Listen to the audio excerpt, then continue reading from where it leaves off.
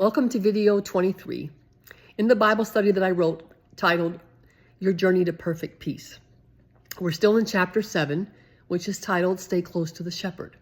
The last video I stopped and I said I want to share a testimony about feeling in your soul what God is feeling. So this actually happened one day when I was driving to Publix. Publix in Florida is a grocery store. I was driving to Publix, and as I pulled into the parking lot, I saw a man standing in front of the Publix sign. Now I couldn't, since I would have to kind of cross the street to get him.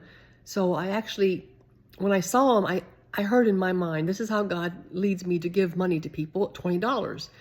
And so I parked my car and I actually had to walk over to the man. I saw that he had a sign, but I couldn't read it. It was very small writing until I got in front of him. And I saw in big letters, well, it was still small enough for me not to see further away. Anyway, I saw the letters HIV on top of some smaller things he wrote down. And so I gave him the $20 and I said, the Lord told me to give this to you. I went back to my car and I started, as I was driving home, there's something that rose up in my soul that I cannot explain except it was God. I felt a love for this man who I did not know, like just explode in my soul. I started crying. And I knew it was not my love for him, it was God's love for him. It was amazing.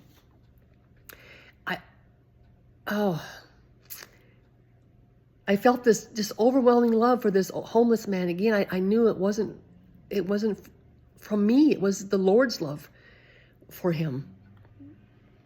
Wow. Anyway, I just wanted to give you that testimony. I'd like to give you some ideas now of how to stay close to the shepherd, right?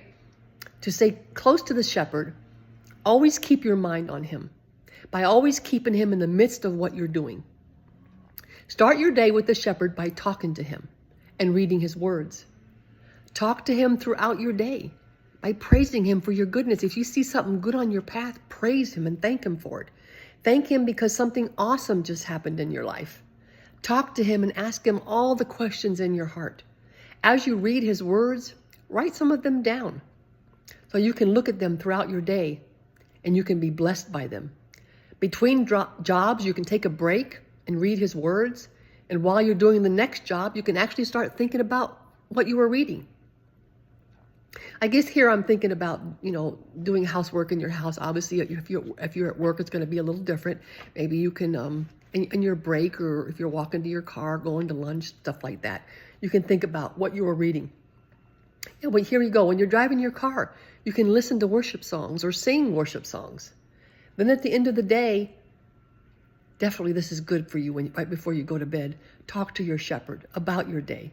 Maybe read some more of his words so your night will be filled with sweet sleep.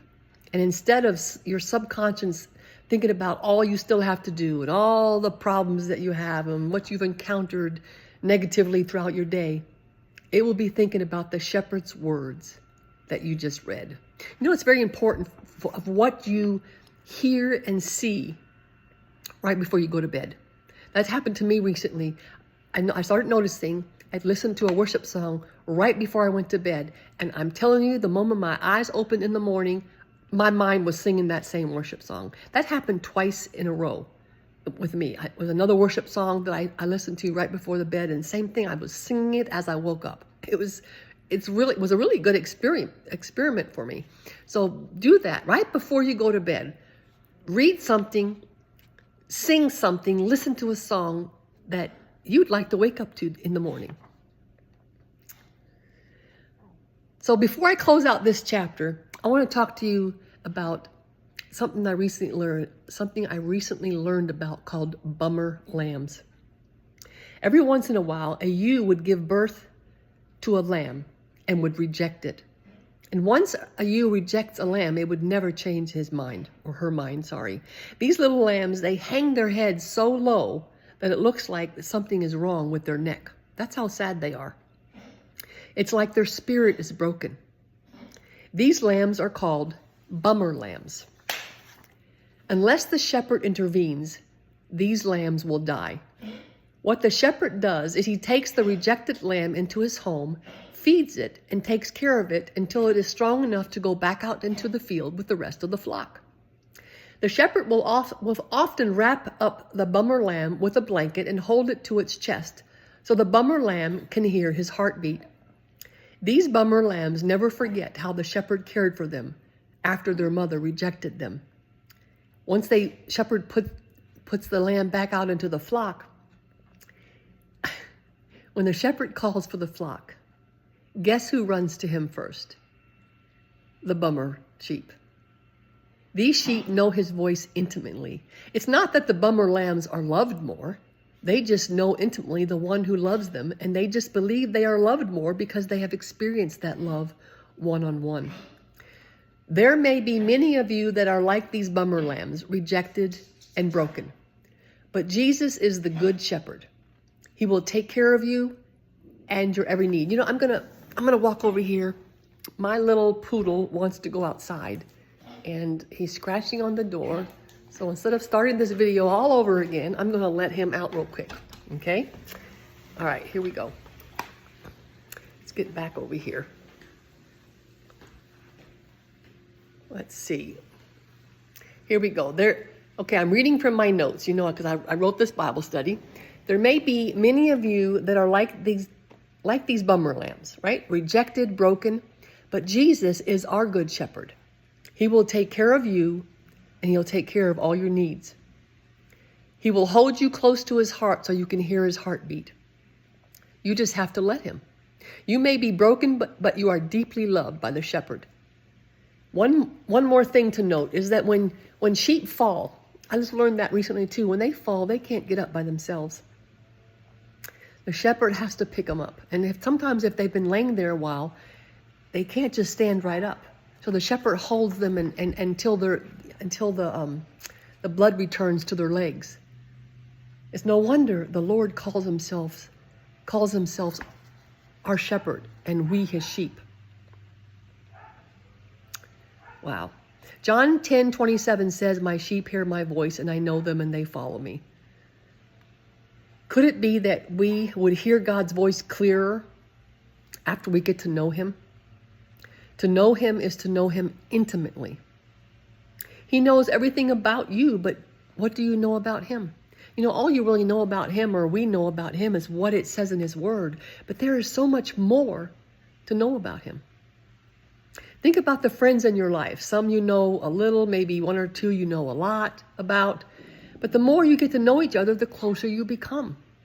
And I believe the more you get to know God, the more you will follow him. The more you will get to know him. The more you will obey his voice quickly. Because the more you get to know his voice, the quicker you will run to him in times of trouble instead of away from him. More often than not, whatever God is telling you to do will not make sense to you in the natural, because God is a spirit and he operates in the supernatural. I'm sure it made no sense to the Israelites to walk around Jericho instead of fight while they were walking. God was working. It probably makes no sense to you to think about Jesus and to meditate on his words instead of thinking about your problems. But while you are meditating on the words of Jesus, he is working on your problems. He's working on what's ever troubling you. So it doesn't matter what you see or how you feel in the natural. In God's eyes, in the supernatural world, right? You are righteous. So don't dismiss something because it makes no sense to you in the natural. Go ahead and do it anyway, and you will begin to see miracles in the natural. I'm sorry, I was a little bit distracted this time because of my dogs around me. But I pray that you got something out of this. Get to know your shepherd intimately. How do you do that? By spending time with him, by talking him, by asking him questions. He will respond in your mind. He will respond and he will tell you the deep things about himself, things that he does not list in his word, things that he loves, things that he sees, things that make him smile. And the more he tells you these things, the more you become close to him. You become best friends, right? Allow the shepherd to lead you, because he will never lead you down the wrong path. He will always lead you down the paths of righteousness for his name's sake.